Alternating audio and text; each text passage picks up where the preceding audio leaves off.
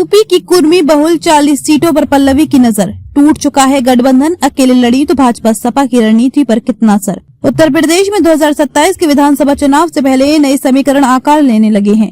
Samajwadi party से 2024 लोकसभा चुनाव में गठबंधन टूटने के बाद अपना दल कमेरावादी अब अकेले दम पर आगे बढ़ने की रणनीति पर चल रही। पार्टी कुर्मी बहुल 40 विधानसभा सीटों को टारगेट करते हुए बूथ स्तर तक संगठन मजबूत करने में जुटी है।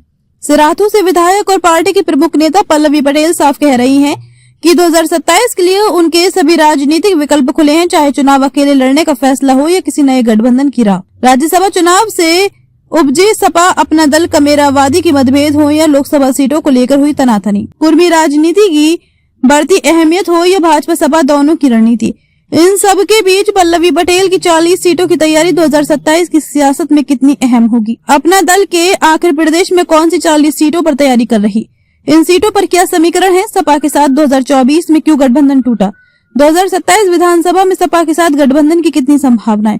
पल्लवी पटेल के हालिया 2 बयान सियासी हलकों में काफी चर्चा में रहे। पहला बयान 19 दिसंबर को भाजपा के नवनियुक्त प्रदेश अध्यक्ष पंकज चौधरी को लेकर था। उनसे सवाल पूछा गया था कि कुर्मी समाज पर पंकज चौधरी की नियुक्ति का क्या असर पड़ेगा। अपना दल के संस्थापक रहे सोनेलाल पटेल की दूसरी संतान पल्लवी पटेल हैं। पीएचडी कर चुकी पल्लवी 2022 में पहली बार कौशाम्बी की सिराथू सीट से विधायक चुनी गयी। उन्होंने इस सीट पर भाजपा के दिग्गज एवं डिप्टी सीएम केशव प्रसाद मौर्य को हराया था। अपना दल कमेरावादी ने पहली बार सपा के साथ गठबंधन किया था।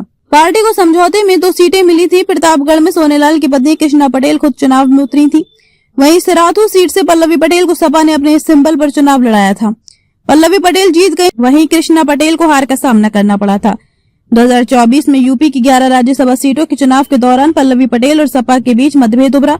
भाजपा के पास 8 तो सपा के पास 2 प्रत्याशियों को जिताने लायक वोट थे। भाजपा ने 9वें प्रत्याशी के तौर पर संजय सेठ को उतार दिया था। इस चुनाव में सपा ने जया बच्चन, रामजीलाल सुमन और आलोक रंजन को प्रत्याशी बनाया था। पल्लवी ने पहली बार पीडीए का राग छेड़ते हुए जया बच्चन को वोट देने से मना कर दिया था। उन्होंने कहा था कि उनका वोट पीडीए प्रत्याशी को जाएगा।